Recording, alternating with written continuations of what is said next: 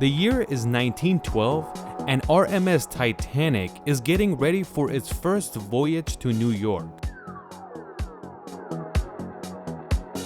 From the other side, you have an older ship that's called RMS Carpathia, and it has been working this route for about 10 years. Carpathia is more like a cargo ship rather than a passenger ship. So most of the weight was by cargo rather than passengers. On April 11, 1912, Carpathia is heading back from New York, and it's heading back to England. The captain of Carpathia was very experienced, named Arthur Rostron. When Carpathia begins its voyage from New York, Captain Rostron tells his associates to keep the speed at 25 kilometers an hour and head towards east. Carpathia continues at this pace for 3 days, and when we get to the 14th of April 1912, it's 1,500 miles away from New York. From the other side of the pond, Titanic has left Queenstown, Ireland, and is heading towards New York City. The way ships communicated back then was with the help of telegraphs, but it's not like modern technology where you can communicate immediately with one another. Telegraphs always had issues, like the weather wasn't good.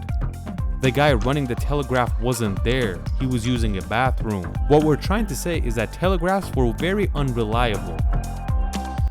In the northern part of the Atlantic Ocean, the reason telegraphs were extremely important was because of icebergs, and they would warn each other on what part of the ocean has icebergs so you can avoid it.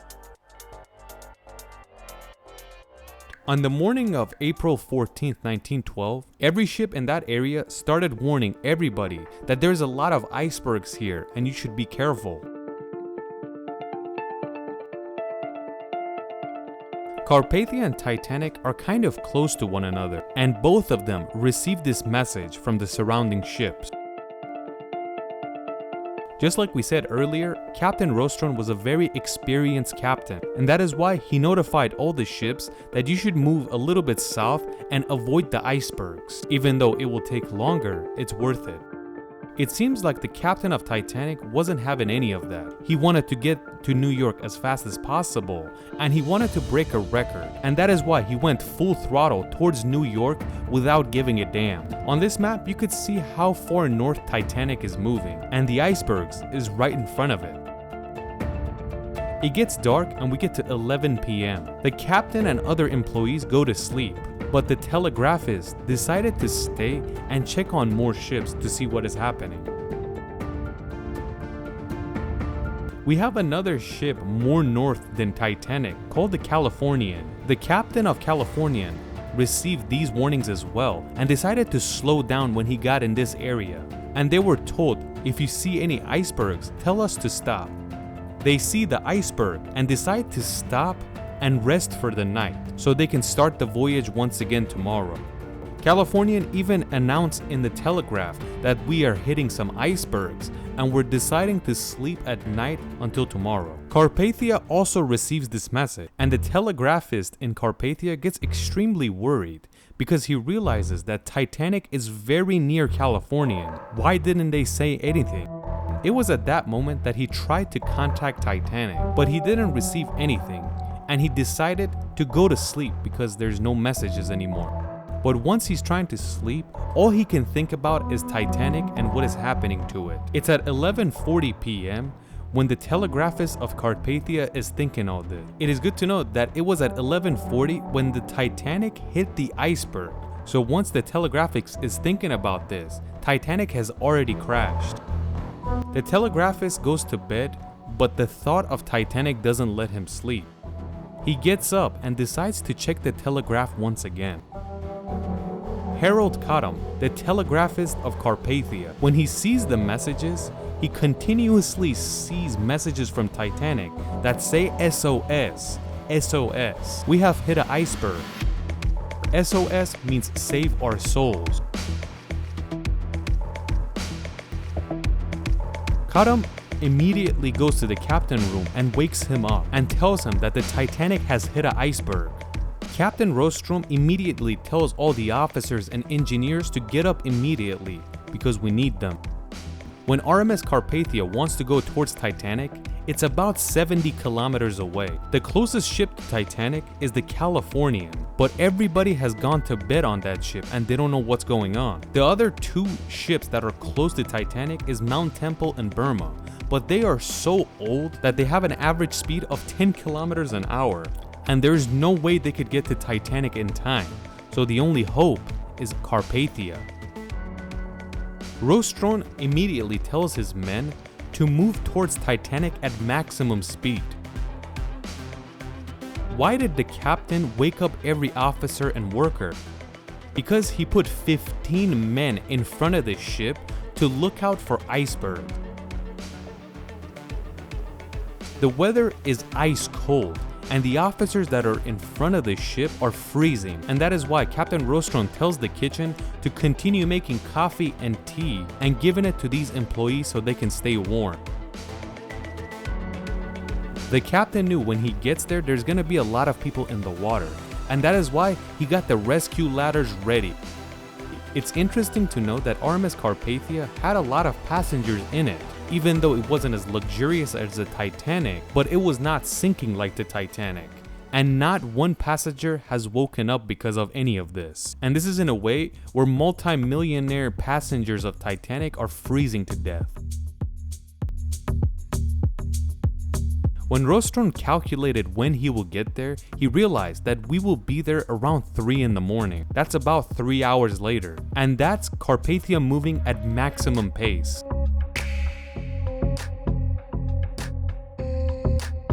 Titanic is sinking, the passengers are terrified and most of them are dying, and you can hear screaming from everywhere.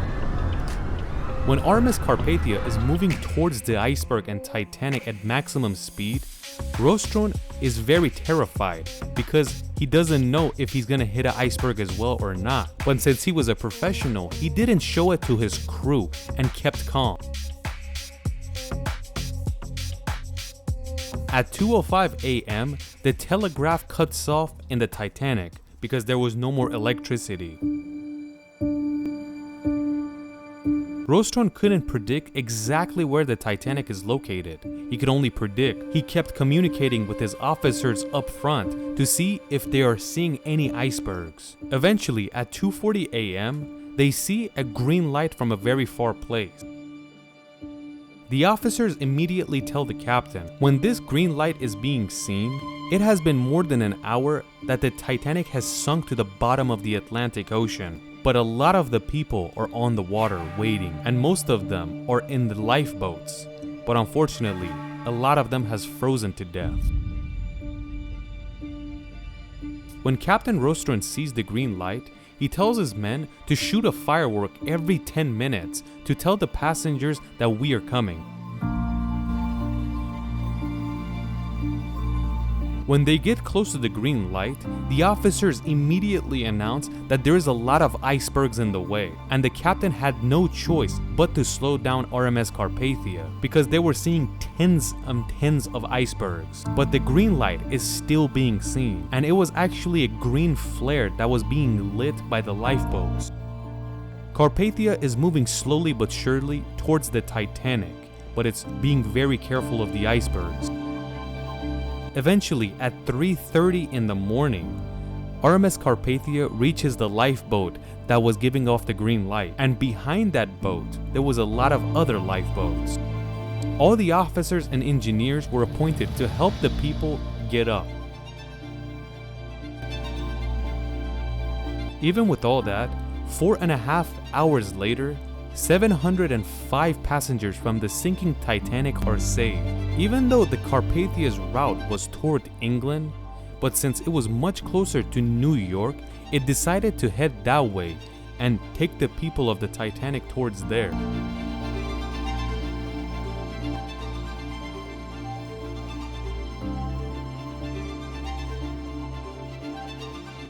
All the officers and the captain of RMS Carpathia receive a heroic medal from the British government, and Harold Cutham was known as the savior of the Titanic because if he decided to sleep that night, everybody would have died. Because of this, RMS Carpathia became extremely famous. But 6 years later, while World War I is going on, a German submarine shoots a torpedo towards this ship and sends it to the bottom of the ocean.